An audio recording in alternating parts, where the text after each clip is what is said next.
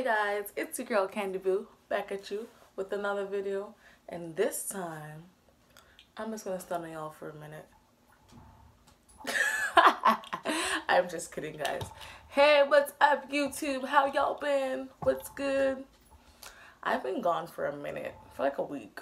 I'm sorry guys, but I brought you guys a new video. Hey, I'm gonna show you how I made this awesome beautiful wig so that you guys can make awesome beautiful wigs, and we're just gonna get right into the video. Alright guys, first of all, here are a couple things you're gonna need. You're gonna need your scissors, you're gonna need needle and thread, a hair cutter, okay, you know if I shave up them hair there, shave it up. We're gonna need them bundles, honey. Yes, get those bundles on deck. Mesh cap, because you know side that's if I go put your weave pan. Gonna need one comb, tail comb, rat tail comb, whichever comb I feel like, and definitely gonna need your mannequin head because that's gonna be the base. Alright friends, just get right into it. So here you can see I did the first step, which is to sew on the first row of tracks, and the method I use is the over under method. As you can see right here, I loop it under, bring my needle through, and go over, under, over, under. I secure the other side just to make sure that my weft is where I want it to be. Push my needle under the weft, not through the weft. That way you're not damaging the weft or causing it to break in any way. If you go under the weft and sew it onto the mesh gap, that will give it longevity. I pull it real tight, not tight enough to pop the thread, but just tight enough so I know it's secure and my tracks won't be all loosey-goosey, because nobody need no loosey-goosey track. So here you see me do it one more again, one more time, one more again. I go through the mesh, not through the track, pull it tight, and repeat the process through the mesh, not through the track, and pull real tight. That's my over under method, as I explained before. And you're just going to continue that method, looping it through until you get to the top of the tracks.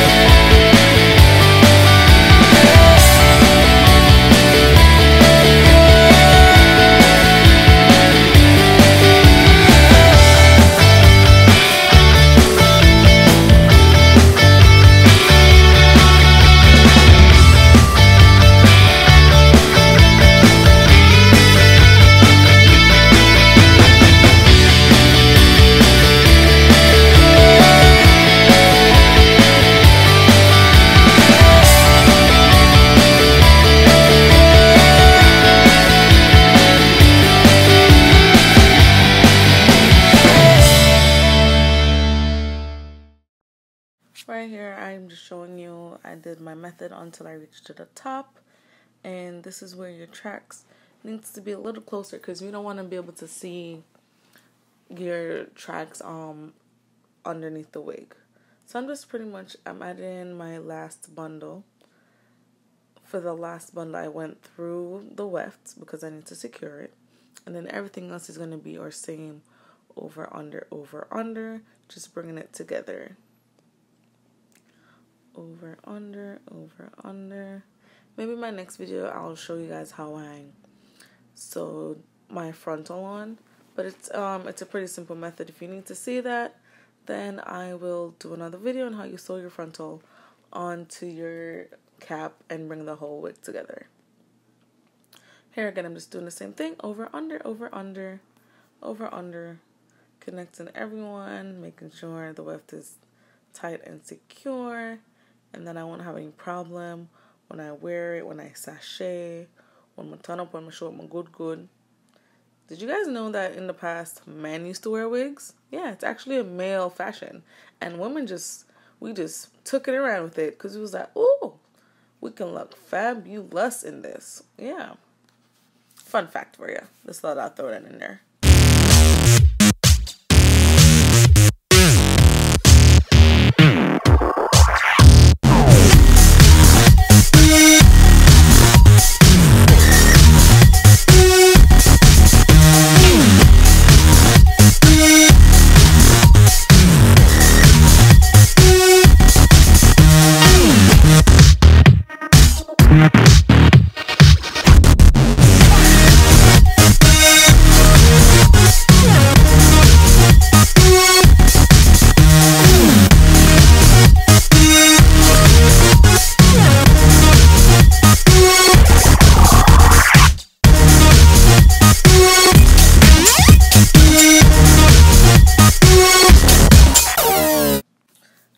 Now on the last leg where I'm bringing everything together, the track and the frontal. That way, again, it won't fall apart. I double knotted it because we're on the last leg, and where the track meets the frontal is very fragile. So I have to be careful not to break the net, not to tear it. And I'm just going to cut the end. This is the only time I've cut my weft, and this is because we're nearing the end. Cutting your weft can increase the shedding, in case you guys didn't know that. So I tend to just do the flip over method, as you see here, where I just flipped over the weft and continued sewing on my track. Again, that way it reduces the shedding. Again, all hair sheds, but in order to reduce the shedding, try not to cut it. That's just my personal opinion.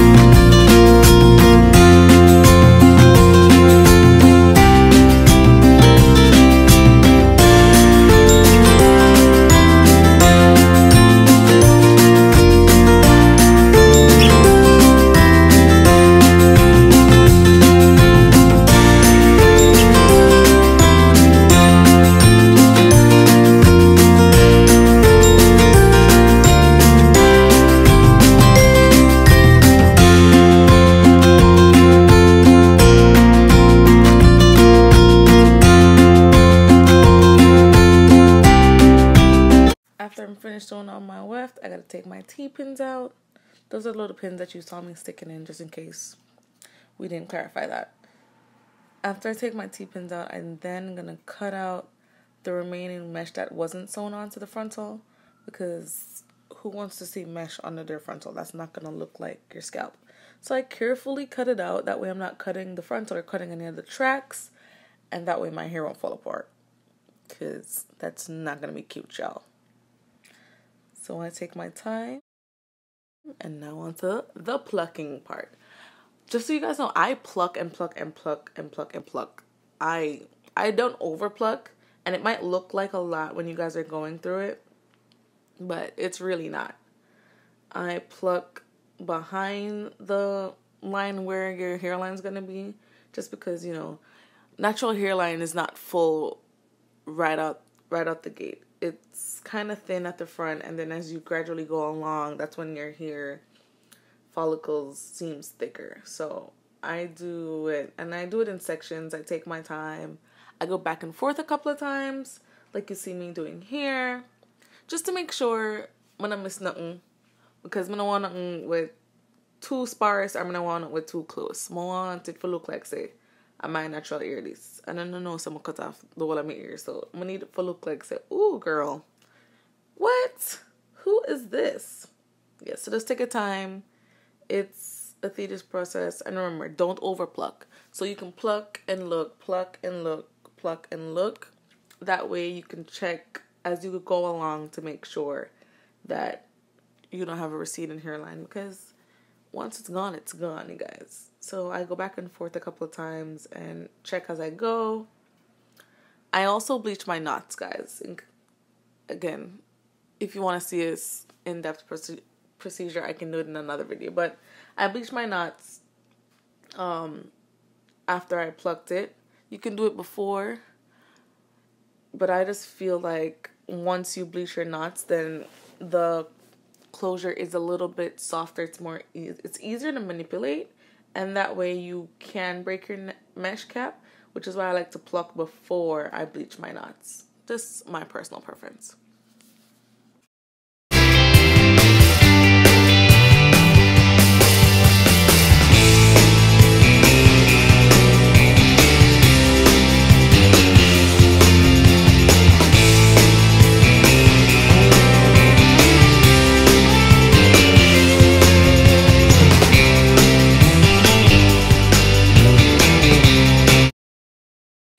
The last step that I'm going to do is attach an elastic band, just to help with the process of it staying on my head. You can add combs if you like, that helps as well, but I just chose to sew on an elastic band. I measured the back of my head to see how tight I wanted it to be.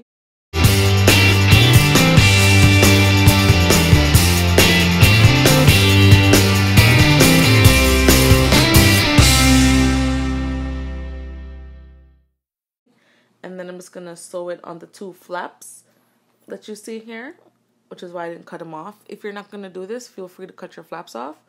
I knew I was going to do it, so I kept them. And those flap pieces are what you see me sewing the elastic band onto there. Try to keep the band in the same position in which you're going to lay it on your head, because if it's twisted and you sew it on, then you're going to be very upset and you're going to have to cut it off and do it over. And also make sure that your band is not too loose or too tight. Again, you'd have to do it over. And when I think nobody have time for rinse, repeat. And I just want it one shot. Boom. And I eat that. Alright, until everything done go. Thank you guys for watching.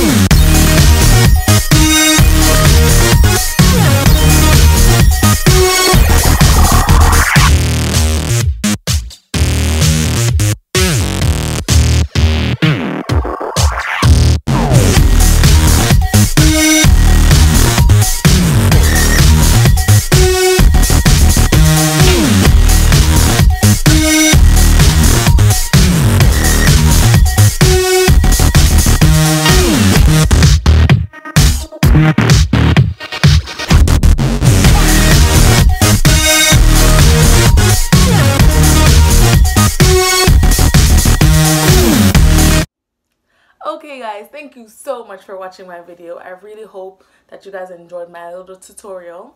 I will do a more in-depth one, like maybe how to bleach your hair or something, depending on what you guys want next time. please guys, don't forget, like, comment, subscribe, share it with your friends, and wonderful do in the reach room, wonderful do. Call me when you get home so I know what you're safe. Bye. Whoop.